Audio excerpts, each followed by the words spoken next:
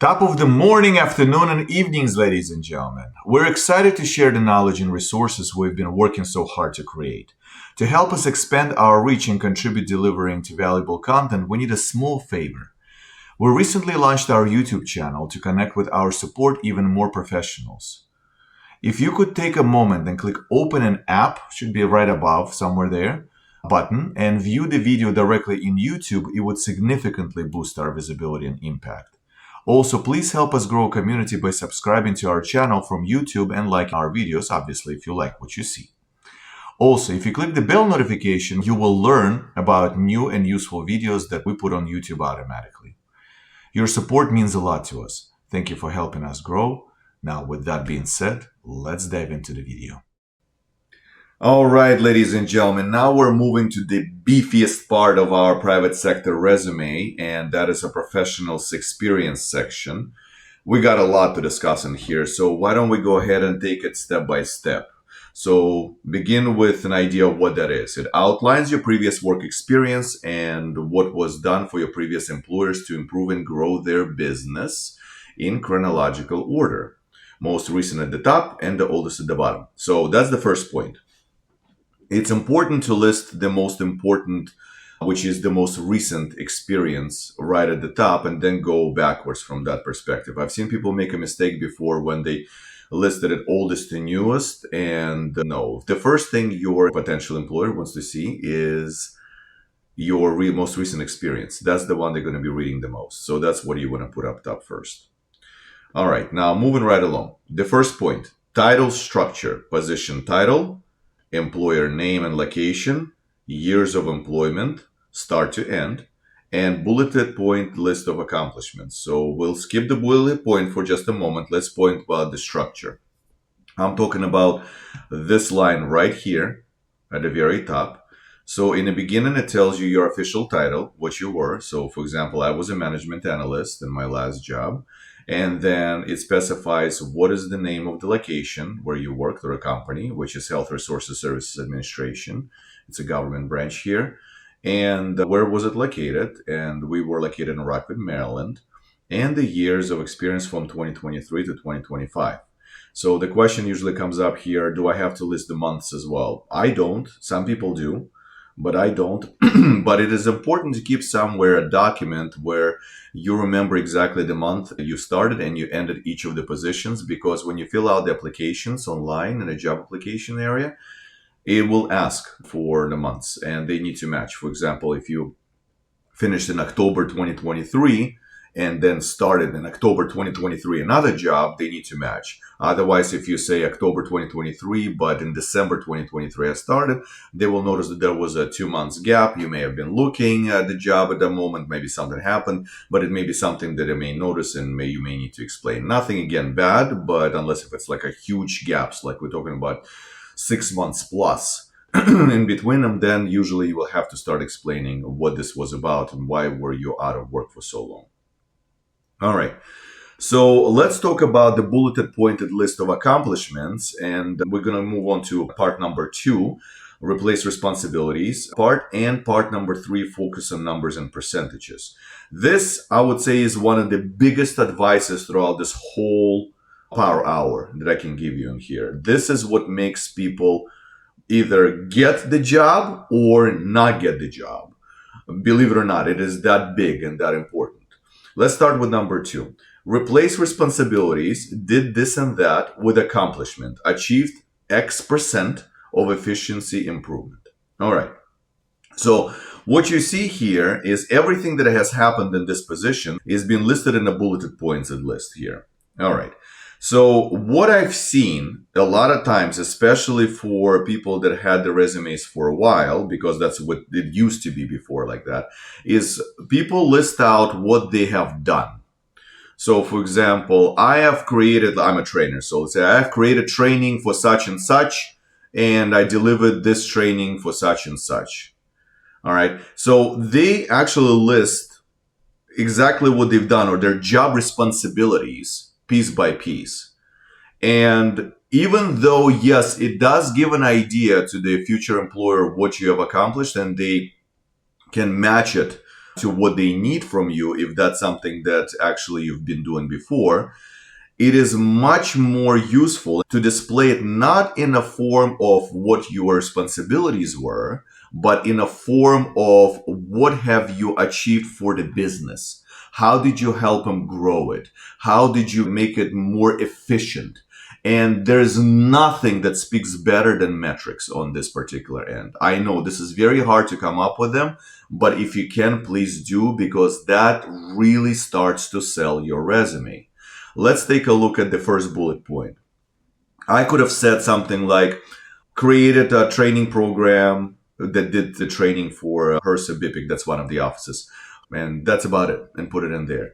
Instead of that, I wrote, established the HRSA BIPIC IT systems training program, which delivered over 100 training products, metrics, to 500 internal employees, again, metrics, and 5,000 grantees at 1,400 health clinics located in every state and territory of the United States. Metrics, metrics, metrics, metrics. And what I did in here is I specified how that helped improve whatever we're doing. By delivering information to so many people, people are saying, oh, this guy did something very useful. Let's take a look at the second one. Developed a pipeline architecture for quickly designing, developing, and delivering training products. I could have left it in there, but I added a second line to it. As a result, reduced time to develop training products by 50%, metrics, and maintain the training product acceptance rate of 98%, metrics. What does it say here? That says that I have developed a system which removed errors so much that it helped to reduce the time to develop because I sped up the process. That means I could deliver more. And the company became, or organization in my case, became much more efficient by 50%. And on the top of that, I removed the errors and made it 98% error free. That means only little pieces here and there need to be adjusted and we're ready to go. And by pieces, I mean the client looked at our deliverables and then they said, oh yeah, this is actually really great. That's what you want to do. You want to replace just the bland responsibilities that you had before with how you have improved the processes or opened up something completely new that was not even done before. Why should they hire you? Because you're that useful. Because you're not only improving whatever they have and growing their business. We're going in the private sector, guys. Money matters here. But also making things better for them. That's what they're looking for. That's how you stand out from the rest of the competition. Because yes, unfortunately, you do have to sell yourself like this. And this is what works. I've seen numerous examples when I spoke to the hiring managers and they said they looked at the different resumes and they picked one that looks like that over the other one where the other person was also very knowledgeable and very experienced. But they did not take their time to go ahead and do this. Please do this. And with every bullet point, ask a question. How, what was I doing improved whatever the overall culture is? And metrics, metrics, metrics. If you can add them, that would be great. All right, that's what I was talking about. Focus on numbers and percentages. Number 3. Replace government terminology with private sector terminology. So we do have our resources, which I will post out in a later videos. And when we release the whole course, you will see it at the end of the slide and there will be a link to it. One of the gentlemen at LinkedIn Community did a fantastic job of listing a proper terminology. This is a contentious topic. Some people like it, some people don't. And this is really up to you if you want to do it.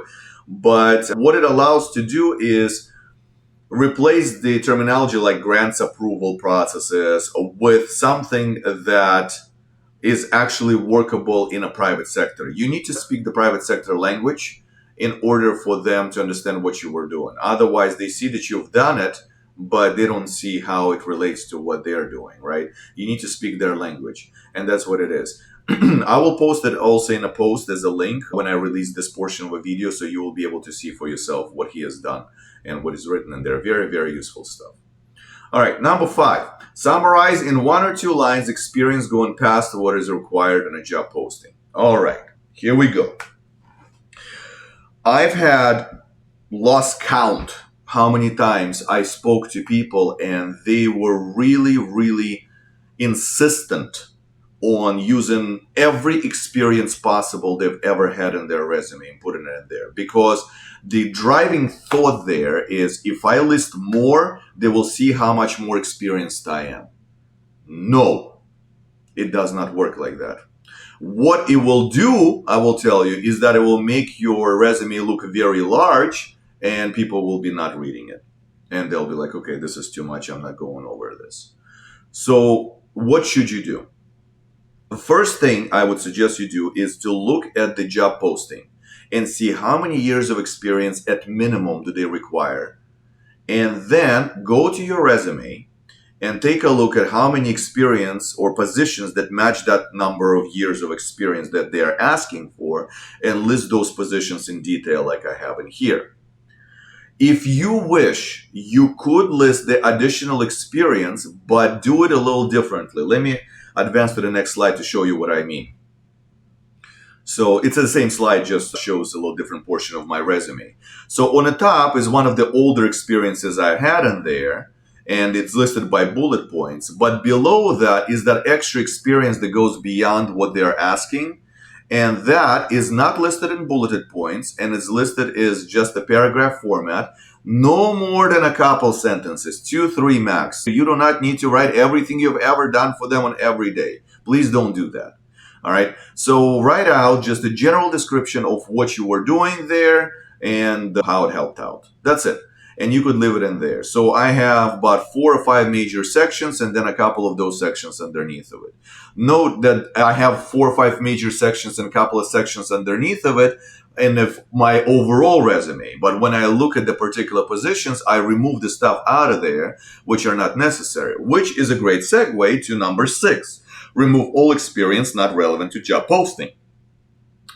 Well, if you're applying for a grants management position, please do not write in there that you sit and watch the dogs in the afternoons and the evenings. Yeah, I know, common sense, right? No, people still write that stuff in there because they think it's just let's put it in there because it's going to be cool, because they'll see how I'm versatile, I am flexible, I am.